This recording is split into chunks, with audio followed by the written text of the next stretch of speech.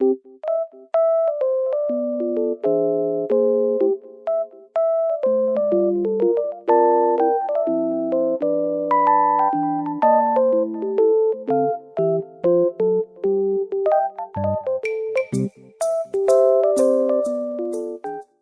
to school in New Orleans in the early 2000s was dismal, with only 1 in 4 children scoring at their standard grade level. The city school board was so corrupt that the FBI started an investigation and eventually put its president and 30 others into jail. On top of this, almost all of the teachers were organized in unions. This ensured that even the worst teachers kept their job for life. Idealistic educators and politicians tried to change the system, but their efforts were blocked by those in charge, who did everything possible to keep things as they were.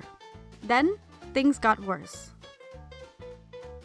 In 2005, Katrina, a massive hurricane, struck the city and destroyed virtually everything, including all schools. As a result, everyone left the city, kids stopped going to school, the school board lost all of its funding, and the teachers lost their jobs, leading to unions losing all of their members. It was a true disaster for everyone.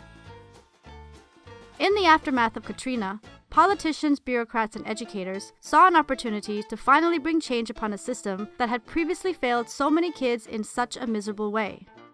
Under the leadership of Governor Kathleen Blanco, it was concluded that, while they didn't know the best solution, they did know that the system had to be created using trial and error and experimentation. They had an idea. Instead of running a top-down system of state schools, their idea was to allow independent charter schools to take over. Charters are schools that are fully state-funded, free of charge, and run by independent entrepreneurs who follow their mission. Charter schools hire their own teachers and set up their own curriculums. They often even build their own facilities and then compete with one another to attract new students.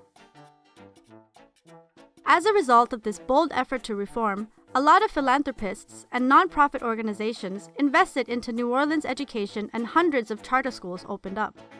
Parents and their children suddenly had a lot of choices in picking schools aligned with their ideas regarding quality education.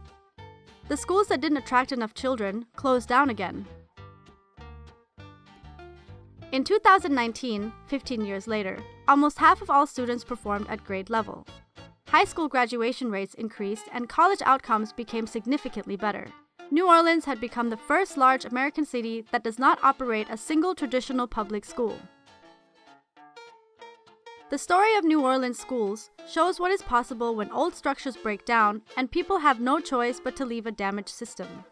Good people who were stuck in a bad system then get an opportunity to start fresh. Parents and children have the opportunity to choose for themselves the type of schools that they believe in. How are the schools organized in your country? Do you think that a reform of that system would benefit the students?